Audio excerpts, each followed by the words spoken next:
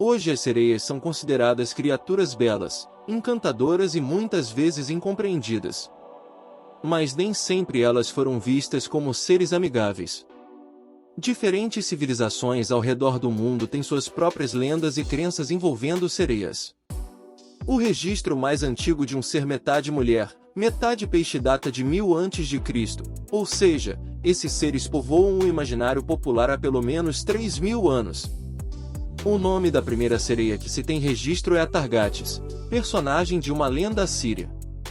Ela era uma deusa bela e poderosa que se apaixonou por um jovem pastor. Porém, Atargates acidentalmente matou seu amante, e inconsolável em seu luto, se jogou ao mar para se afogar. Só que a sua beleza era tão grande que os deuses não permitiram que ela morresse, e foi assim que ela se tornou uma sereia. Desde a lenda de Atargates, outros povos também desenvolveram sua própria mitologia em torno de sereias. As histórias que mais conhecemos no Ocidente vêm dos gregos. Um exemplo envolve a irmã do imperador Alexandre, o Grande, Tessalônica. Dizem que ela teria sido transformada em sereia quando morreu, e a partir de então teria passado a habitar o mar Egeu. Tessalônica sempre perguntava sobre seu irmão quando se deparava com algum navio em suas águas. Só que o suposto interesse era uma pegadinha. Se a resposta estivesse errada, os marinheiros seriam condenados a uma tempestade catastrófica. Os russos também têm suas próprias lendas envolvendo sereias, chamadas de russalkas. Naquela cultura, elas eram consideradas espíritos benevolentes que traziam fertilidade e uma boa colheita. Porém, no século XIX as russalkas passaram a ser interpretadas como espíritos violentos de mulheres que morreram afogadas. Nessa versão, elas atrairiam outras pessoas para se afogarem, como uma espécie de vingança. Na Grã-Bretanha, acreditava-se que ver uma sereia no mar era um mau presságio. Elas indicariam que tempestades terríveis se aproximavam. Em algumas obras literárias, as sereias avisariam marinheiros de seus destinos trágicos. Para os coreanos, as sereias também tinham essa missão de alertar os marinheiros. Porém, elas eram vistas como criaturas benevolentes, que avisavam pescadores das tempestades jogando pedras na água e cantando, evitando assim que eles se arriscassem a navegar sob tais condições. No Sudeste Asiático, em países como Tailândia e Camboja, há a lenda de uma sereia que era uma princesa e que teria se apaixonado pelo herói de Ramayana, ajudando a concluir a ponte que ele estava construindo.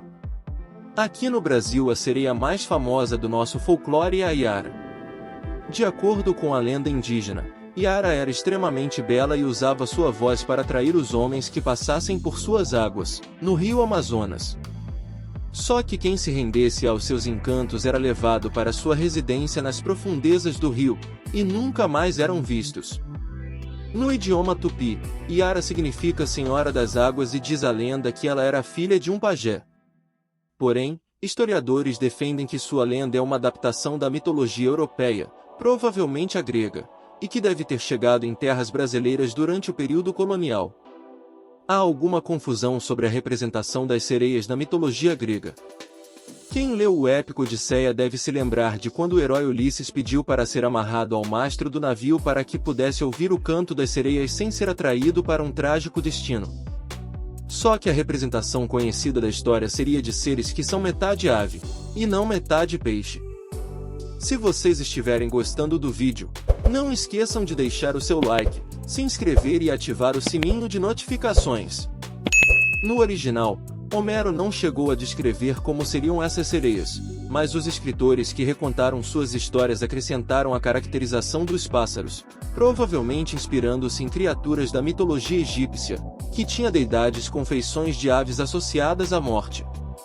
Naquela época, a principal diferença entre as sereias de escamas e as de penas estava na sua natureza. Enquanto as primeiras eram mais benevolentes, as segundas eram mais traiçoeiras. Porém, ao longo dos séculos as duas versões acabaram se mesclando e as criaturas com rabo de peixe povoaram o imaginário popular. Mais do que lendas, esses seres acabaram se tornando deidades em algumas culturas. Em Divinas Mulheres, Enchei nos apresenta algumas delas. Ran, deusa nórdica do mar. Ran possui uma rede de pesca mágica utilizada para capturar navios e marinheiros. Conhecida por ser uma deusa perigosa, ela já foi culpada por naufrágios, por quedas ao mar e desaparecimentos de homens. Ela também é famosa por gostar de ouro, por isso, os marinheiros costumavam andar com moedas nos bolsos, em busca de proteção. Iemanjá, a orixá que rege toda a vida aquática na cultura iorubá, é frequentemente representada como uma sereia. Acredita-se que ela tenha dado luz à vida na Terra e também é mãe dos 14 orixás. Conhecida por seu temperamento controlado, Iemanjá pode se tornar violenta e implacável quando irritada, causando tempestades no oceano. Até hoje seus seguidores fazem oferendas a ela nos mares do litoral brasileiro. Mas afinal, de onde surgiu a ideia de criaturas híbridas de humanos com peixes?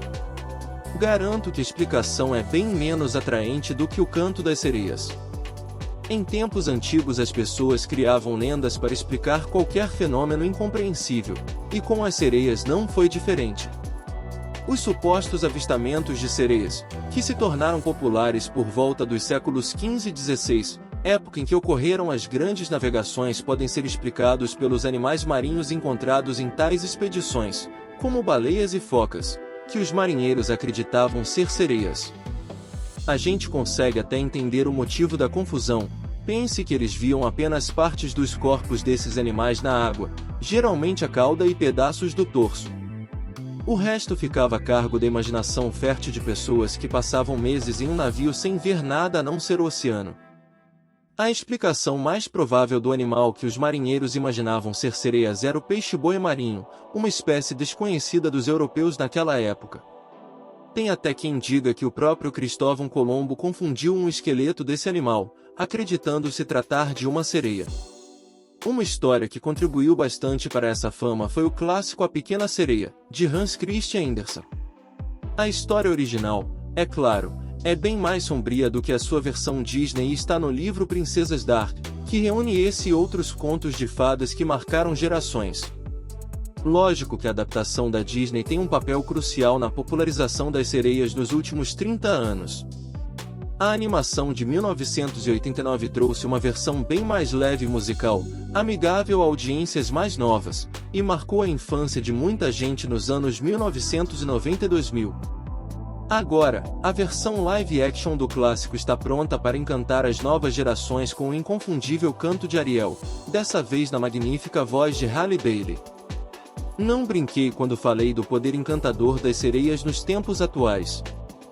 O sereísmo é um fenômeno real que tirou esses seres apenas dos livros e filmes e os trouxe para o nosso dia a dia, através de bonecas, roupas, maquiagens e até mesmo caudas para nadar por aí que nem a própria Ariel. Você já imaginou alcançar o sucesso que sempre desejou no mundo das vendas? Seja você um empreendedor, freelancer ou empresário iniciante ou até mesmo um veterano no ramo, este e-book é o caminho para o topo. Nele, você encontrará estratégias comprovadas, dicas práticas e insights valiosos que o ajudarão a fechar negócios, conquistar clientes e impulsionar seus lucros nas primeiras 12 horas. O sucesso está a um clique de distância. Invista em si mesmo e comece a vender como um verdadeiro profissional hoje. Link no comentário fixado.